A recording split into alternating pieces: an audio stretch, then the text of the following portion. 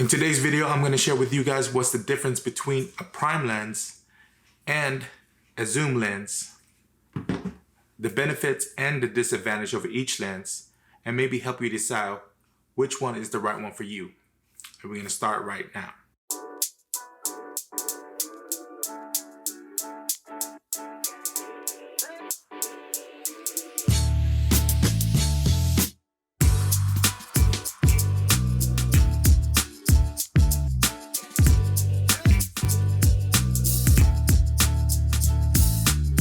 What's going on, everybody? Welcome back to the channel. Thanks for hanging out with me on another video. If this is your first time here, my name is Mark and I'm here to share what I learned in taking photos and creating videos. So whether you're just getting started or you want to improve on your craft, consider subscribing. So in today's video, I'm just going to be comparing the prime lens and the zoom lens to help you decide on which lens to buy. Now, I just want to let you know that these are based on my own opinions and based on the type of work that I do. So with that being said, buying a prime lens or a zoom lens will vary from person to person.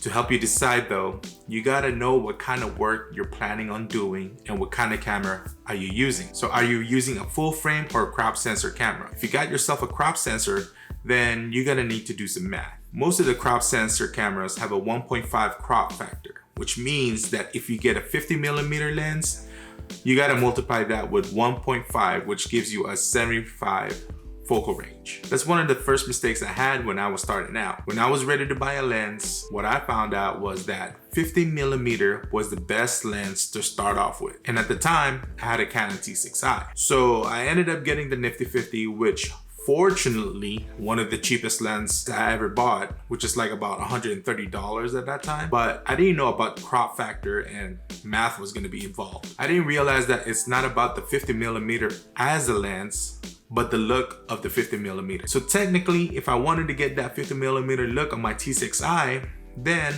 I should have gotten a 35mm lens. Anyways, like I said in the previous video, buying a lens can get pricey. So you want to get a lens that you're going to be using for a while. If you want to know more about the different types of lenses, their focal ranges, and what they're commonly used for, and then check out this video right here to help you get a better idea on which focal range lens is the right one for you. I'll also leave it down in the description box. So let's get started with what I love about the zoom lens. What I love about the zoom lens is the versatility. I can cover a wide focal range without changing any lens. This is great if you're planning to do weddings, sporting events, or nature and wildlife photography. With the zoom lens, especially with a wide focal range, you're able to take pictures without being in the way. I mean, if you're taking photos at a wedding, taking a photo of that first kiss, first dance, or any special moment, and you're being all up on the bride and groom's grill because you can't zoom in, you're gonna kill that vibe, bro. And with a zoom lens, you don't need to carry a bunch of other lenses since you can cover a good amount of focal range. That means it's easier to travel with. Anyways, those are pretty much the basic reasons why I like zoom lenses. Now, the reasons why I don't like zoom lenses, I do a lot of cinematic videos. So I use a gimbal. And with a zoom lens, they usually extend out, which means that the weight distribution on the gimbal will be messed up. And now I gotta rebalance it. And it takes too much time and a hassle for me to keep changing, keep readjusting the gimbal. And second is that when the lens extend out, and if you're at the beach trying to take pictures, there's a chance that the sand will get in the lens. And this is really just a personal thing. I just find that the prime lens have a sharper quality than the zoom lens. But I mean, to be honest though, if you're not pixel picking, you're not really gonna notice it. On to the prime lens. To be honest, I mostly have prime lenses in my bag. I mean, I just got used to it. That's what I usually prefer. But what I like about prime lenses, and the reason why I use this most of the time, is because of the aperture. Prime lenses can offer a wider aperture than most zoom lenses. Prime lenses can offer all the way down to 1.4 or even lower, which lets more light in. And this is great when I make videos indoors or even take pictures in low light situations. Prime lenses is usually compact and lightweight, and it makes it easy to travel with. Like I said, I use a gimbal and there's a max capacity on the gimbals. And sometimes zoom lenses are so heavy and bulky that sometimes it's not even gonna fit on the gimbal. or the gimbal's not gonna take the zoom lens because it's so heavy.